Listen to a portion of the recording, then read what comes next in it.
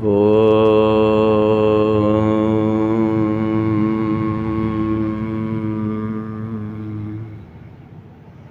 विषय चल रहा है जीव, ईश्वर और प्रकृति। जीव अर्थात आत्मा, ईश्वर जो सृष्टि का रचन, पालन और संहारक हैं, प्रकृति जिस प्रकृति से मूल रूप में सत्व रज तम में जो विभक्त होता है, उस प्रकृति से संपूर्ण ब्रह्मांड का निर्माण परमपिता परमात्मा के अनंत सामर्थ्य से होता है, ईक्षण शक्ति से होता है।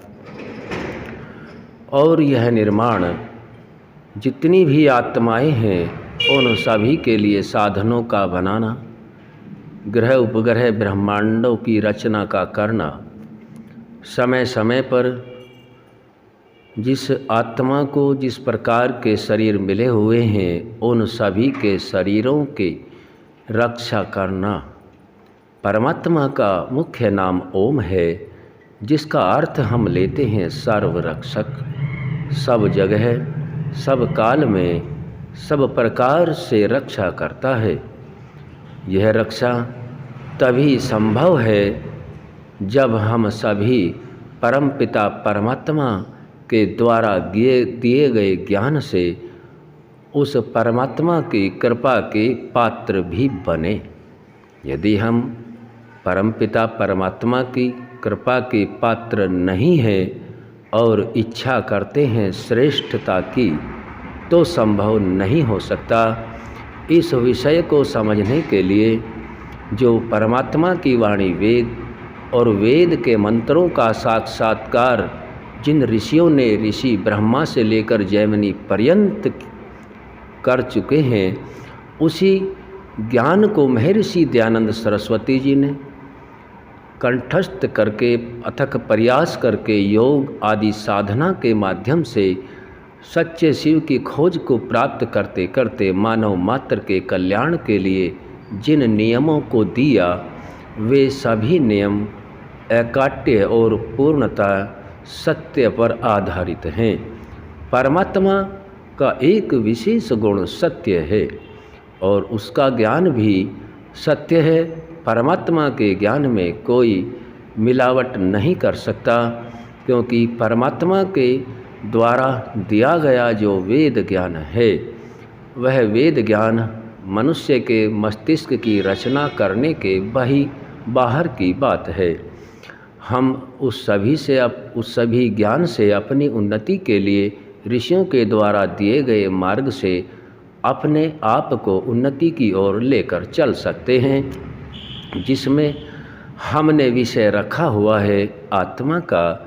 और आत्मा को परमात्मा की कृपा से जो साधन मिले हुए हैं, उन साधनों में जो उत्तम सामग्री मंत्रों में ऋषि दयानंद सरस्वती जी ने आत्मा के साधन को उत्तम सामग्री समझाया गया है।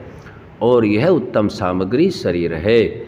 इस शरीर के सभी तत्वों को ठीक ठीक जान करके ठीक ठीक मार्ग में चलाना, यही परमात्मा की भक्ति है।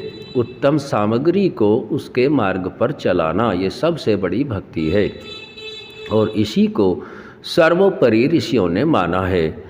जिस शरीर उत्तम सामग्री का विषय आत्मा की उन्नति के लिए हम ले रहे हैं, जिस शरीर को परमात्मा ने आत्मा की उन्नति के लिए रचा है, इस शरीर के अंदर 10 इंद्रियां हैं, जिनमें 5 ज्ञान का कार्य करती हैं और 5 कर्म का कार्य करती हैं। 5 ज्ञान वाली इंद्रियां कंठ से ऊपर होती हैं और कर्म वाली भी संपूर्ण शरीर में होती हैं। जैसे 5 ज्ञानेंद्रियां आँख, नाक, कान, जीभ और त्वचा, हमने यह इंद्रियों के साधनों के नाम को लिया। सूक्ष्म इंद्रिय इनमें विद्यमान होती है। यह हुई ज्ञान की इंद्रियां। और कर्म इंद्रियां, जिनसे केवल कर्म होता है और ज्ञान प्राप्त नहीं होता, उनको कर्मेंद्रियां कहते हैं। वह हैं हाथ, पैर, मुँह, और 2 मल और मूत्र वाले द्वार, ये कर्म इंद्रियां हैं। इनसे केवल कर्म होता है। विषय चल रहा है ज्ञान इंद्रियों का। हमने जो आँख और नाक, चक्षु इंद्रिय और घ्राण इंद्रिय के विषय में जाना है। अब हम कान अर्थात श्रोत्र इंद्रिय के विषय में समझने का और समझाने का प्रयास करते हैं, ताकि ऋषि दयानंद के द्वारा दिए गए ज्ञान को हम सार्थक करके अपनी उन्नति को प्राप्त होवें।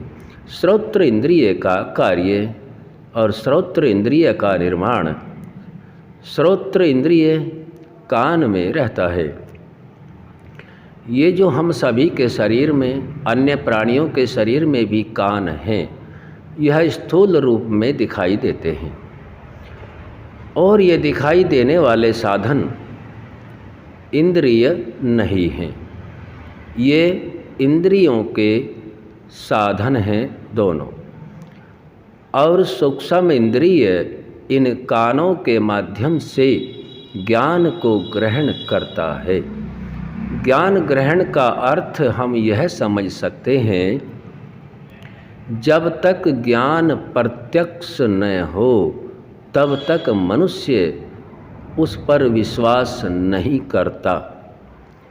और प्रत्यक्ष का अर्थ यह नहीं होता कि केवल आँखों से ही प्रत्यक्ष होता है, क्योंकि जैसे श्रोत्र इंद्रिय है, ज्ञान को, शब्द को ग्रहण करता है, यह प्रत्यक्ष हो जाता है।